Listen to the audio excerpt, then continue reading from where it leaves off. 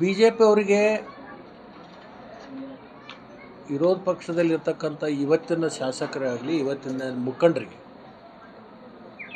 ಅವರಿಗೆ ನೆನಪಿನ ಶಕ್ತಿ ಭಾಳ ಕಡಿಮೆ ಇದೆ.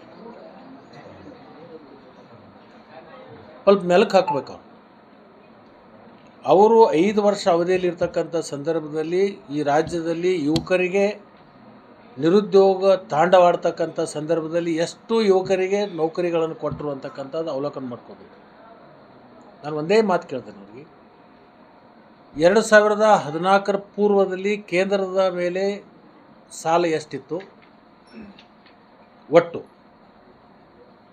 2014 ಪೂರ್ವದಲ್ಲಿ ಮನಮೋಹನ್ ಸಿಂಗ್ ಅವರು ಬಿಟ್ಟು ಹೋಗ್ತಕ್ಕಂಥ ಸಂದರ್ಭದಲ್ಲಿ ಸರ್ಕಾರದ ಒಟ್ಟು ಸಾಲ ಎಷ್ಟಿತ್ತು? ಇವತ್ತು 11 ವರ್ಷದಲ್ಲಿ ಕೇಂದ್ರ ಸರ್ಕಾರ ಸಾಲ ಎಷ್ಟು ಮಾಡಿದೆ? ಅದ್ರ ಬಗ್ಗೆ ಒಂದು ಸ್ವಲ್ಪ ಅವ್ರು ಅವಲೋಕನ ಮಾಡ್ಕೊಂಡು ಈ ಅಧಿವೇಶನದಲ್ಲಿ ಅವರು ಉತ್ತರ ಕೊಟ್ಟರೆ ಅದಕ್ಕೆ ಅವರು ಜಾನ್ ಮೇ ಎದ್ದು ತೋರಿಸಿದಂಗೆ ಆಗುತ್ತೆ. ಅಂದರೆ ನಿಮ್ಮದು ಎಲ್ಲೇ ಸರ್ಕಾರ ಆಡಳಿತ ವೈಫಲ್ಯ ಮುಚ್ಚಾಡೋಕ್ಕೆ ಕೇಂದ್ರ ಮೇಲೆ ವೋಟ್ ಮಾಡ್ತಾ ಇದ್ದಾರೆ ಅಂತ ಆರೋಪ ಮಾಡ್ತಾ ಇದ್ದಾರೆ ಸರ್. ಯಾರು ಯಾರು ಆರ್ ಅಶೋಕನ ಹೇಳ್ತಾರೆ ಆರೋಪ ಆರೋಪ ಆರೋಪ ತಮ್ಮದು ಅಭಿವೃದ್ಧಿ ಏನೂ ಇಲ್ಲ, ಇಲ್ಲಿ ಕುಂಠಿತ ಆಗ್ತಾ ಇದೆ, ಬಿಟ್ಟು ಇವರು ಬಿಜೆಪಿ ಕಡೆ ವೋಟ್ ಮಾಡ್ತಾರೆ, ಕಾಂಗ್ರೆಸ್ ಇದೇ ಚಾಡಿ ಅಂತ ಹೇಳ್ತಾ ಇದ್ದಾರೆ. ನಾನು ಕೇಳತ್ತೀನಿ, ಈಗೇನು ಕೇಳತ್ತೀನಿ. 14 ಪೂರ್ವಕ್ಕಿಂತ ಸಾಲ ಇಟ್ಟಿತ್ತು, 14 ನಂತರ ಸಾಲ ಎಟ್ಟಾಗಿದೆ ಇದನ್ನಷ್ಟೇ ಕೊಡಲಿ ಅವರು. ಕೇಂದ್ರ ಸರ್ಕಾರ ಅವರು ಚುನಾವಣೆ ಪೂರ್ವದಲ್ಲಿ ಏನು 14 ಪೂರ್ವದಲ್ಲಿ 1 ವರ್ಷಕ್ಕೆ 2 ಕೋಟಿ ನಿರುದ್ಯೋಗ ಸಮಸ್ಯೆಯನ್ನು ಬಗೆಹರಿಸ್ತಾರೆ ಅಂತೇಳಿ ಅದನ್ನು 11 ವರ್ಷದ ಪಟ್ಟಿ ಕೊಡಲಿಲ್ಲ. ಅಂದರೆ 22 ಕೋಟಿ ಜನರಿಗೆ ಉದ್ಯೋಗ ಕೊಡಬೇಕಾಗಿತ್ತಲ್ಲ, ಅದರಲ್ಲಿ ಎಷ್ಟು ಕೊಟ್ಟಿದ್ದರು? ಸಾಲ ಎಷ್ಟು ಮಾಡಿದ್ರು? ಮತ್ತು ರಾಜ್ಯಕ್ಕೆ ಕೊಟ್ಟಿರ್ತಕ್ಕಂಥ ಹಣ ಎಷ್ಟು? ಅವ್ರು ಹೇಳೋದೇನು, ಮನಮೋಹನ್ ಸಿಂಗ್ ಅವರು ಇದ್ದಂಥ ಸಂದರ್ಭದಲ್ಲಿ ರಾಜ್ಯಕ್ಕೆ ಕೊಟ್ಟಿರ್ತಕ್ಕಂಥದ್ದು ಮತ್ತು ಈಗ ನಾವು ಕೊಟ್ಟಿರ್ತಕ್ಕಂಥದ್ದು ತುಲನೆ ಮಾಡಬೇಕು ಅಂತೇಳಿ. ಬಜೆಟ್ ಸೈಜ್ ಇರುತ್ತೆ. ಇದ್ಯಾವುದೋ ಹಳ್ಳಿ ಒಳಗೆ ಗೊತ್ತಿಲ್ಲದವ್ರಿಗೆ ಹೇಳೋದಲ್ಲ. ಅವತ್ತಿನ ಬಜೆಟ್ ಗಾತ್ರ ಏನಿತ್ತು, ಇವತ್ತಿನ ಬಜೆಟ್ ಗಾತ್ರ ಏನಿತ್ತು, ಅವತ್ತಿನ ರೇಷೋ ಏನಿತ್ತು, ಇವತ್ತಿನ ರೇಷೋ ಏನಿತ್ತು, ಅವತ್ತಿನ ಪರ್ಸೆಂಟೇಜ್ ಏನಿತ್ತು, ಇವತ್ತಿನ ಪರ್ಸೆಂಟೇಜ್ ಏನಿತ್ತು, ಅವತ್ತಿನ ಆದಾಯ ಏನಿತ್ತು, ಇವತ್ತಿನ ಆದಾಯ ಏನಿದೆ, ಅವತ್ತಿನ GST ಬರ್ತಕ್ಕಂಥ ಹಣ ಎಷ್ಟಿತ್ತು, ಈಗಿನ ಬಜೆಟ್ GST ಹಣ ಇಟ್ಟಿದೆ. ರಾಜ್ಯದಲ್ಲಿ ಇವತ್ತು ಕರ್ನಾಟಕದಲ್ಲಿ ಕಬ್ಬು ಬೆಳೆಗಾರರಿಗೆ 3,000 ಕೊಡ್ತಿದ್ರು. ಮುಖ್ಯಮಂತ್ರಿಗಳು ಸಭೆ ಕರೆದು ಕಾರ್ಖಾನೆಯರ ಮೇಲೆ ಒತ್ತಡ ಹಾಕ್ಕೊಂಡು 3,300 ರೂಪಾಯಿ ಕೊಡೋಕ್ಕಂತ ಮಾಡಿದರು. ಗೋವಿನ ಜೋಳದ ರೇಟ್ ಬಿತ್ತು. ಯಾಕೆ ಬಿತ್ತು? ನೀವು ಪ್ರಶ್ನೆ ನೀವು ಕೇಳಬೇಕು, ಮಾಧ್ಯಮದವ್ರು ನೀವು ಕೇಳಬೇಕು. BJP ಅವರಿಗೆ ಗೋವಿನ ಜೋಳದ ದರ ಸುಮಾರು 6-7 ವರ್ಷದಿಂದ 2,400 ಇತ್ತು. ಈ ವರ್ಷ 1,800 1,900 ಆಯಿತು. ಯಾಕಾಯಿತು? ಕಾರಣ ಏನು? ಇವತ್ತು ಗೋವಿನ ಜೋಳದ ಮೇಲೆ ದೇಶದಲ್ಲಿ ಏನು ಇಥನಾಲ್ ಉತ್ಪಾದನೆ ಆಗ್ತಿತ್ತು, ಎಷ್ಟು ಉತ್ಪಾದನೆ ಆಗ್ತಿತ್ತು ಅದನ್ನು 100ರಷ್ಟು ಅದನ್ನು ಅವರು ಆಯಿಲ್ ಕಂಪ್ನಿಯವರು ಖರೀದಿ ಮಾಡ್ತಿದ್ರು. ನಾನು ಒಂದೇ ಪ್ರಶ್ನೆ ಕೇಳ್ತೀನಿ, ಅವ್ರಿಗೆ ಉತ್ತರ ಕೊಡಿ. ಅವರು BJP ಅವರಿಗೆ ತಾಕತ್ತಿದ್ದರೆ ದಮ್ ಇದ್ದರೆ ಅಂತೇಳಿ ಏನು ಮಾತಾಡ್ತಾರಲ್ಲ, ಆ ತಾಕತ್ತು ದಮ್ ಇದ್ದರೆ ಕೇಂದ್ರ ಸರ್ಕಾರಕ್ಕೆ ಒಟ್ಟು 32 ರಾಜ್ಯಗಳು ಒಂದೇ ತಾನೆ, ಮಲ್ತಾಯ ಧೋರಣೆ ಮಾಡಬಾರ್ದಲ್ಲ. ಇಥನಾಲ್ ಉತ್ಪಾದನೆ ಆಗಿರ್ತಕ್ಕಂಥ ದೇಶದ ರಾಜ್ಯದಲ್ಲಿ ಅನೇಕ ರಾಜ್ಯಗಳಲ್ಲಿ ಗುಜರಾತದಲ್ಲಿ ಉತ್ಪಾದನೆ ಆಗ್ತಕ್ಕಂಥ 100ಕ್ಕೆ 100ರಷ್ಟು ಅದನ್ನು ಖರೀದಿ ಮಾಡ್ತಾರೆ. ಉತ್ತರ ಪ್ರದೇಶದಲ್ಲಿ 72% ಖರೀದಿ ಮಾಡ್ತಾರೆ. ಮಹಾರಾಷ್ಟ್ರದಲ್ಲಿ 65% ಖರೀದಿ ಮಾಡ್ತಾರೆ. ಕರ್ನಾಟಕದಲ್ಲಿ 27% ಖರೀದಿ ಮಾಡ್ತಾರೆ. ಗೋವಿನ ರೇಟು ಇವತ್ತು ಬೀಳಲಿಕ್ಕೆ ಕಾರಣ ಏನಂದರೆ ಈ ಒಂದು ನೀತಿ. ಅದಕ್ಕೆ ಮುಖ್ಯಮಂತ್ರಿಗಳು ಆ ಗೋವಿನ ಜೋಳದ ರೇಟ್ ಬಿದ್ದಂಥ ಸಂದರ್ಭದಲ್ಲಿಯೂ ಕೂಡ ಅದಕ್ಕೆ ದರ ನಿಗದಿ ಮಾಡಿ ಅದಕ್ಕೆ ಹೆಚ್ಚು ದರ ಸಿಗಲಿಕ್ಕೆ ಒಂದು ವ್ಯವಸ್ಥೆಯನ್ನು ಮಾಡಿದರು. ರಾಜ್ಯ ಸರ್ಕಾರದ ಬೊಕ್ಕಸದಿಂದ ಹಣ ಹಾಕಿದರು. ಕಬ್ಬಿನ ಸುಮಾರು 300 ಕೋಟಿಯಷ್ಟು ಹಣ ಕಬ್ಬು ಬೆಳೆಗಾರರಿಗೆ ಕೊಡ್ತಕ್ಕಂಥದ್ದು ಮಾಡಿದರು. ಅದರ ಜೊತೆಗೆ ಕೇಂದ್ರ ಸರ್ಕಾರಕ್ಕೆ ನಮ್ಮ ರಾಜ್ಯದಿಂದ ಬರೀ ಸಕ್ಕರೆ ಮೇಲೆ 5% ನಾವು GST ಕಟ್ತೀವಿ. ಸಕ್ಕರೆ ಮೇಲೆ ನಮ್ಮ ರಾಜ್ಯದಿಂದ GST ಎಷ್ಟು ಹೋಗುತ್ತೆ? ಬರೀ ಕಬ್ಬಿನ ಉತ್ಪಾದನೆ ಮಾಡಿ ಸಕ್ಕರೆಯನ್ನು ಉತ್ಪಾದನೆ ಮಾಡ್ತೀವಲ್ಲ, 5% ಇದೆ GST. ನಮ್ಮ ರಾಜ್ಯದಿಂದ ಕೇಂದ್ರ ಸರ್ಕಾರಕ್ಕೆ 9,890 ಕೋಟಿ ರೂಪಾಯಿ ಈ ವರ್ಷಕ್ಕೆ GST ಕಟ್ತೀವಿ.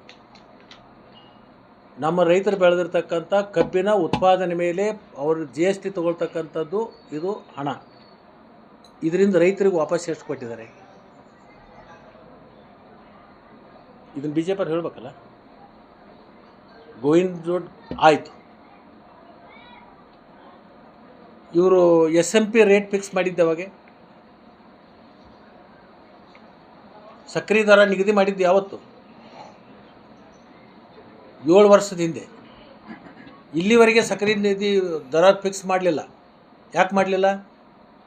ನಮ್ಮದೇನು ಗ್ರಾಹಕರಿಗೆ ಹೊರಕೆ ಆಗಬಾರ್ದು ಅಂತ ತಿಳ್ಕೊಂಡು ಗ್ರಾಹಕರು ತಗೊಳ್ತಕ್ಕಂಥ ಸಕ್ಕರೆಗೆ 38 ರೂಪಾಯಿ ಮಾಡಿರಿ. ಕೋಕೋ ಕೋಲಾ, ಈ ಸಾಫ್ಟ್ ಡ್ರಿಂಕ್ಸ್ ಮಾಡ್ತಾರಲ್ಲ, ಚಾಕ್ಲೇಟು, ಬಿಸ್ಕಿಟು ಇಂಥವೆಲ್ಲ ಮಾಡ್ತಕ್ಕಂಥ ಏನು ಕಂಪ್ನಿಗಳದ ಅವರಿಗೆ 50 ರೂಪಾಯಿ ಮಾಡಿರಿ ಅಂತ ಹೇಳಿ. ಈಗ ನೀವು ಗ್ಯಾಸ್ ವಿತರಣೆ ಮಾಡ್ತಕ್ಕಂಥ ಡೊಮೆಸ್ಟಿಕ್ಕು ಮತ್ತು ಕಮರ್ಷಿಯಲ್ ವ್ಯತ್ಯಾಸ ಮಾಡಿ ಮಾಡೋದಿಲ್ಲ. ಆ ಥರ ಸಕ್ಕರೆ ದರ ಯಾಕೆ ಮಾಡ್ತಾರಲ್ಲ ನೀವು? ಇದ್ರ ಲಾಭ ಯಾರಿಗೆ ಮಾಡಿಸ್ತಾ ಇದ್ದೀರಿ? ಇಥನಾಲ್ 60 ರೂಪಾಯಿದಂಗೆ ಖರೀದಿ ಮಾಡ್ತೀರಿ, ಪೆಟ್ರೋಲ್ದಲ್ಲಿ ಮಿಕ್ಸ್ ಮಾಡ್ತೀರಿ. ಪೆಟ್ರೋಲ್ ಹೆಂಗೆ ಮಾಡ್ತೀರಿ? ಎಷ್ಟು ಡಿಫ್ರೆನ್ಸು? ಅದ್ರಾಗ ಏನು ಇವ್ರದ್ದಿದೆ? ರೈತ ಕಬ್ಬು ಬೆಳಿತಾನೆ, ಕಾರ್ಖಾನೆ ಅವನು ಉತ್ಪಾದನೆ ಮಾಡ್ತಾನೆ, 60 ರೂಪಾಯಿದಲ್ಲಿ ತೊಗೋತಾರೆ, 100 ರೂಪಾಯಿದಾಗ ಮಾರ್ತಾರೆ. 1 ಲೀಟ್ರಿಗೆ 40 ರೂಪಾಯಿ. ಯಾರಿಗೆ ಕೊಡ್ತಾ ಇದ್ದೀರಿ ನೀವು ಇದನ್ನು? ಕಾರ್ಪೊರೇಷನ್ ಕಂಪ್ನಿಗಳು ಏನಿದಲ್ಲ, ಆಯಿಲ್ ಕಾರ್ಪೊರೇಷನ್ ಕಂಪ್ನಿಗಳು. ಇಂಟರ್ನೆಟ್ದಲ್ಲಿ ನಿಮಗೆ ಅವ್ರ ಇದು ಸಿಗ್ತದೆ, ನಿಮಗೆ ಬ್ಯಾಲೆನ್ಸ್ ಶೀಟ್. 10 ವರ್ಷ ಹಿಂದೆ ಏನು ಕಂಪ್ನಿಗಳಿತ್ತು, ಈ 10 ವರ್ಷದ ಈ ಕಡೆ ಏನದಾವು ಬ್ಯಾಲೆನ್ಸ್ ಶೀಟ್ ತೆಗೆದು ನೋಡ್ರಿ.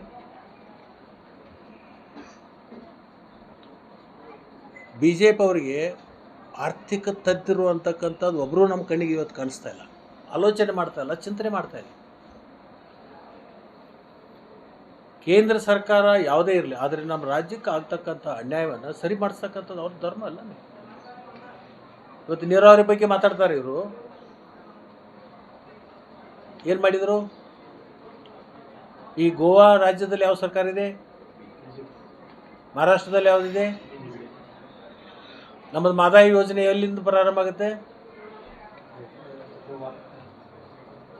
ಮಹದಾಯಿ ಯೋಜನೆ ರಾಜ್ಯದ ಮುಖ್ಯಮಂತ್ರಿಯಾಗಿ ಹೋಗಿರ್ತಕ್ಕಂಥ ಬಸವರಾಜ ಬೊಮ್ಮಾಯಿ ಅವರು ಅವತ್ತು JDS ದಲ್ಲಿದ್ದಲ್ಲಿ ಹಸಿರು ಟ್ರಾವೆಲ್ ಹಾಕೊಂಡು 80 ಕಿಲೋಮೀಟರ್ ಪಾದಯಾತ್ರೆ ಯಾವುದ್ರಿಗೋಸ್ಕರ ಮಾಡಿದರು? ಮಹದಾಯಿಗೋಸ್ಕರ. ರಾಜ್ಯದ ಮುಖ್ಯಮಂತ್ರಿ ಆದರೂ ಕೇಂದ್ರದಲ್ಲಿ ನರೇಂದ್ರ ಮೋದಿ ಅವರು ಮುಖ್ಯಮಂತ್ರಿ, ಪ್ರಧಾನಮಂತ್ರಿ ಇದ್ದರು. ಮಹಾರಾಷ್ಟ್ರದಲ್ಲಿ BJP ಇತ್ತು, ಕರ್ನಾಟಕದಲ್ಲಿನೂ ಕೂಡ BJP ಇತ್ತು, ಗೋವಾದಲ್ಲಿನೂ BJP ಇತ್ತು. ಈ ಮುಖ್ಯಮಂತ್ರಿ ಆಗಿರ್ತಕ್ಕಂಥ ಬಸವರಾಜ ಬೊಮ್ಮಾಯಿ ಅವರು ಮಹದಾಯಿ ಯೋಜನೆ ಯಾಕೆ ಕ್ಲಿಯರ್ ಮಾಡ್ಕೊಳ್ಳಿಲ್ಲ? ನೀರಾವರಿ ಬಗ್ಗೆ ಮಾತಾಡೋರು ಚಂಬು ಜನರ ಕೈ BJP ಅವ್ರು ಕೊಟ್ಟಿದ್ದಾರೆ, ಅದಕ್ಕೆ ಚಂಬು ಹಿಡ್ಕೊಂಡು ಬಂದಿದ್ದಾರೆ. ಮಣ್ಣಿಗೆ ಚಂಬು ಹಿಡಿದದ್ದು ಜನರಿಗೆ ಇದನ್ನು ಕೊಡ್ತಾ ಇದ್ದೆ ಅಂತ ಕೊಟ್ಟಿದ್ದು, ನೀವು ಅದನ್ನು ಅರ್ಥ ಮಾಡ್ಕೊಂಡಿಲ್ಲ. ರೈತರಿಗೆ ಚಂಬು ಕೊಟ್ಟರೆ ಇವರು. ನೀವು ಮಾಧ್ಯಮದವರು ಕೂಡ ಇಂಥ ಪ್ರಶ್ನೆಗಳನ್ನು ಅವ್ರಿಗೆ ಮಾಡಬೇಕು. ನಿಮಗೂ ಜವಾಬ್ದಾರಿ ಇದೆ. DK ಶಿವಕುಮಾರ್ ಕೂಡ ಪಾದಯಾತ್ರೆ ಮಾಡಿದ್ರಲ್ಲ ಸರ್, ಪ್ರಾರಂಭ ಮಾಡಿದರು. ಮಹದಾಯಿ ಮಾಡಿಲ್ಲ ಅವರು. ಕಳಸಾ ಬಂಡೂರು ಎಲ್ಲಿ ಗೊತ್ತ? ಇದು ನಮ್ದು ಹುಬ್ಳಿ ಧಾರವಾಡ. ಅವ್ರು ಮಾಡಿದ್ದು ಯಾವುದು? ಅದು ಕಳಸಾ ಬಂಡೂರಿ ಕಳಸಾ ಬಂಡೂರಿ 2 ನದಿಗಳು ಗೋವಾದಿಂದ ಬರ್ತಾವೆ. ಹೌದು ಸರ್. ಅದು ಮಹದಾಯಿಗೆ ಬಂದು ಮಲಾಪ್ರಭಾಕ್ಕೆ ಸೇರ್ಕೊಂಡು ಅದು 36 MLA ಕಾನ್ಸ್ಟಿಟ್ಯೂನ್ಸಿಗಳು ಕುಡಿ ನೀರಿನ ಯೋಜನೆ. ಅವರು ಮಾಡಿದ್ದು ಯಾವ್ದು ಹೇಳು? ನೀ ಪ್ರಶ್ನೆ ಕೇಳಿದ್ರೆ ನೀ ಹೇಳಪ್ಪ. ಯಾವ್ದು ಹೇಳ? ಮೇಕೆದಾಟು ಬರ್ಕೋ. ಮೇಕೆದಾಟು ಕ್ಲಿಯರೆನ್ಸ್ ತಂದು ಕೆಲಸ ಶುರು ಮಾಡ್ತಾರೆ. ಶುರು ಮಾಡ್ತಾರೆ ಅಂದೆ. ಮಾಡ್ತಾರ? ಬಟ್ ಇನ್ನು ಕೇಂದ್ರ ಸರ್ಕಾರ ಅಪ್ರೂವಲ್ ಕೊಟ್ಟಿಲ್ಲ ಅಂತ ಹೇಳ್ತಾ ಇದ್ದಾರೆ. ಈಗ ಅದ್ರ ನಮ್ಮದು ಏನು ಮಾಡ್ಬೇಕಾಗಿತ್ತು? ನಾವು ರಾಜ್ಯ ಸರ್ಕಾರದಿಂದ ಶುರು ಮಾಡ್ತೀವಿ. ನಾವು ನಿಮ್ಮ ಕಡೆ ದುಡ್ಡನ್ನೇ ಸ್ಟಾರ್ಟ್ ಯಾವಾಗ ಮಾಡ್ತೀರಿ? ಗುತ್ತಿಗೆದಾರರು ಕೂಡ ನಿಮ್ಮ ರಾಜ್ಯ ಸರ್ಕಾರ ಗುತ್ತಿಗೆದಾರರು ಕೇಳ, ಗುತ್ತಿಗೆದಾರರು ಸ್ಟ್ರೈಕ್ ಮಾಡ್ತಕ್ಕಂಥದ್ದು ನ್ಯಾಯಸಮ್ಮತವಾಗಿ ಸ್ಟ್ರೈಕ್. ಪಾಪ 4 ವರ್ಷ 5 ವರ್ಷದಿಂದ ಅವರಿಗೆ ಹಣ ಪಾವತಿ ಆಗದೇ ಇರೋದರಿಂದ ಭಾಳಷ್ಟು ಸಂಕಷ್ಟದಲ್ಲಿದ್ದಾರೆ. ಉಪಮುಖ್ಯಮಂತ್ರಿಗಳು ಅವರಿಗೆ ಹೋಗಿ ಸಾಂತ್ವನ ಹೇಳಿದ್ದಾರೆ. ನಿಮ್ಮದು ಎಲ್ಲವನ್ನು ನಾವು 2 ವರ್ಷದಲ್ಲಿ ಕ್ಲಿಯರ್ ಮಾಡ್ತೀವಿ ಅಂತ ಹೇಳಿದರು. ಬೊಮ್ಮಾಯಿ ಅವರು ಬಿಟ್ಟು ಹೋಗುವಾಗ 32,000 ಕೋಟಿ ರೂಪಾಯಿ ಬಾಕಿ ಬಿಟ್ಟು ಹೋಗ್ಯಾರ. ಎಷ್ಟು? ಯಾರು ಮಾಡಿದ್ದು? ಬೊಮ್ಮಾಯಿ ಅವರು ನೀವು ಹೇಳ್ತಾ ಇದ್ದೀರಿ. ಅದನ್ನೇ ಹೇಳಕತ್ತೀನಿ. 32,000 ಕೋಟಿ ಅವ್ರು ಮಾಡಿರೋ ಸಾಲ ಅದು. ಬಾಕಿ ಈಗ ನಾವು ಕೊಡ್ತಾ ಇದ್ವಿ. ಹೊಸ ಹೆಚ್ಚು ಕಾರ್ಯಕ್ರಮ ತೊಗೊಳ್ಳದೇ ಇರೋದು ಕಾರಣ ಏನಂತಂದರೆ ಹಳೆ ಬಾಕಿಗಳನ್ನು ಪಾವತಿ ಆದಮೇಲೆ ಹೊಸ ತೊಗೋಬೇಕಂತೇಳಿ ನಮ್ಮದು ವರ್ಕ್ ಸ್ಲೋ ಮಾಡ್ತಾಯಿದ್ವಿ. ರಾಜ್ಯದಲ್ಲಿ ಗುತ್ತಿಗೆ ಆದವರು ಯಾವ ಕೆಲಸ ಮಾಡ್ತಾ ಇಲ್ಲ, ಏನೂ ಇಲ್ಲ, ಎಲ್ಲ ಅರ್ಧಕ್ಕೆ ಮಟ್ಟಗೊಂಡಿದೆ. ನಿಜ ರೀ, ನಾನು ಒಪ್ಪುತ್ತೇನಲ್ಲ. ಅವ್ರ ಬೇಡಿಕೆ ಸರಿ ಇದೆ, ಅವ್ರ ನ್ಯಾಯಸಮ್ಮತವಾಗಿ 4-5 ವರ್ಷ ಕೈಲಿಂದ ದುಡ್ಡು ಹಾಕಿ ಪಾಪ ಅವ್ರು ಹೆಂಗೆ ತಡೆಯೋಕ್ಕಾಗುತ್ತೆ. ಅದಕ್ಕೆ ಅವ್ರದ್ದು ನಾವು ಹೊಸ ಕಾರ್ಯಕ್ರಮಗಳು ಹೆಚ್ಚು ತೊಗೊಳ್ಳಾರ್ದೇ ಹಳಿ ಬಾಕಿಯನ್ನು ಪೂರ್ಣ ಮುಗಿಸ್ಬೇಕು ಅಂತಕ್ಕಂಥ ವಿಚಾರ ಇಟ್ಕೊಂಡೇ ಇವತ್ತು ಅನೇಕ 32,000 ಕೋಟಿಯಲ್ಲಿ 2 ವರ್ಷದಲ್ಲಿ ಸಂಪೂರ್ಣ ಅದನ್ನು ಮುಗಿಸ್ತೀವಿ ಅಂತಲೇ ಹೇಳಿದ್ರು.